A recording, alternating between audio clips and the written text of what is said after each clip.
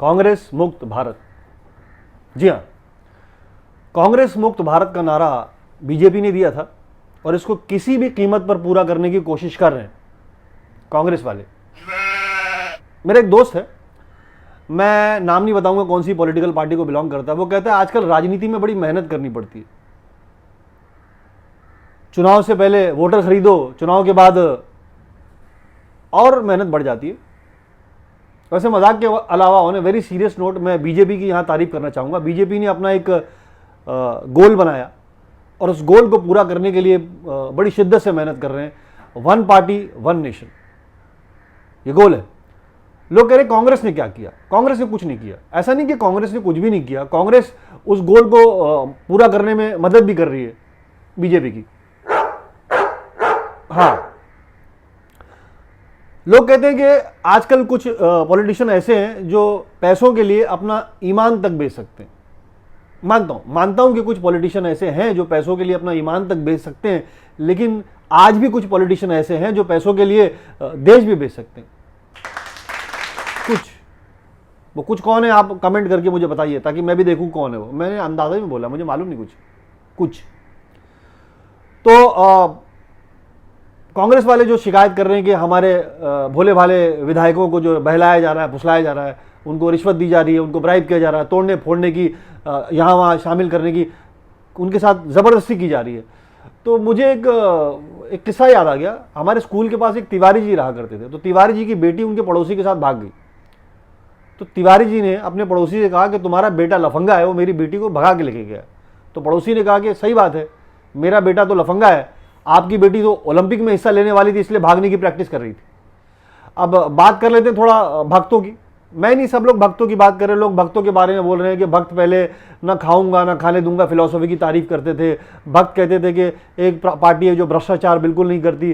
भक्त कहते थे काला धन वापस लाने की बात करके एक पार्टी सत्ता में आई, उसकी बड़ी तारीफ करते थे, उसकी ईमानदारी की तारीफ करते थे। आज वही भक्त जोड़ तोड़ की राजनीति, हॉर्स ट्रेडिंग, खरीद फरोख्त करने पर उसी पार्टी की के इस काम को मास्टर स्ट्रोक बता रहे हैं।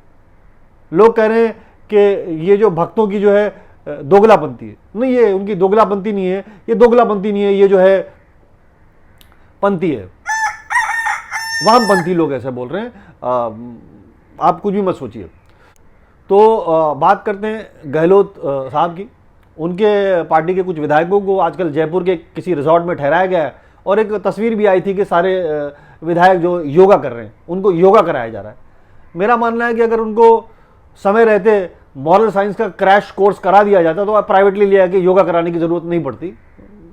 बहरहाल, और एक बात जो बहुत चर्चा में चल रही है, फ़ोन टेपिंग की, फ़ोन जो रिकॉर्ड कर दिया गया वो, उसके बारे में तो एक हमारे मंत्री जी ने कहा है कि वो मेरी आवाज़ नहीं थी, वो कुछ दुश्मनों की साजिश थी, ये षड्यंत्र था कि जो सभी लोग कह रहे हैं कि मेरी आवाज़ नहीं थी, मेरी आवाज़ नहीं। तो मैं समझता हूँ इस वक्त इसके ऊपर कार्रवाई भी हो गई, पुलिस भी एक्शन में आ गई। तो मैं समझता हूँ इस वक्त सबसे ज़्यादा खतरा इस देश को उस मिमिक्री आर्टिस्ट से जो सबकी आवाज़ें बना कर सबको भसाने की कोशिश कर रहा है, तो फौरन से पेशतर उसे पकड़ा जाना चाहिए, बिल्कुल, वरना बहुत डेंजरस हो जाएगा मामला।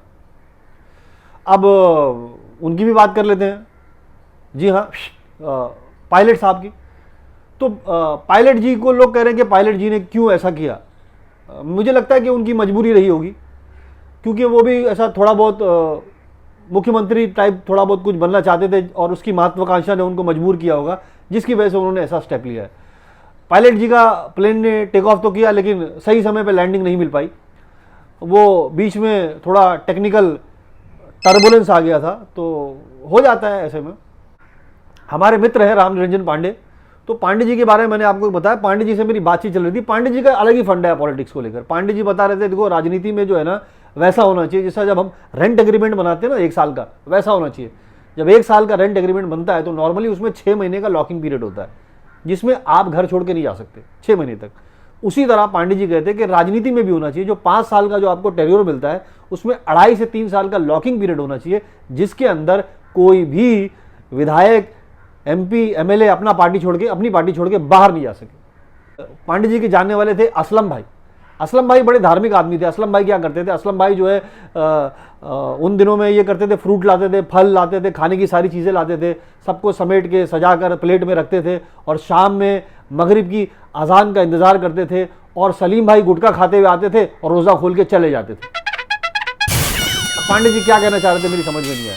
पांडे जी लेकिन है बड़े जानकार आदमी। मैंने पांडे जी से पूछा, पांडे जी ये कोई भी मंत्री या बड़ा विधायक या कोई भी बड़ा आदमी जब कोई कांड करता है या कांड होता है या उस पर कोई इल्ज़ाम लगता है तो वो कहता है कि इसकी जांच सीबीआई द्वारा होनी चाहिए।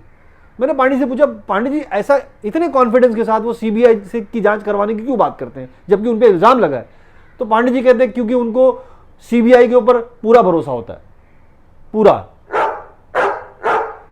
पांडे जी को राजनीति का भी बड़ा ज्ञान है। पांडे जी ने एक चाणक्य नीति का उसूल बताया मुझे कि आपका पड़ोसी आपको चमाट मार के चला जाए कोई बात नहीं, लेकिन आपके अपने घर में लोग आपसे दबने चाहिए। जी हाँ, आपका दबदबा होनी चाहिए।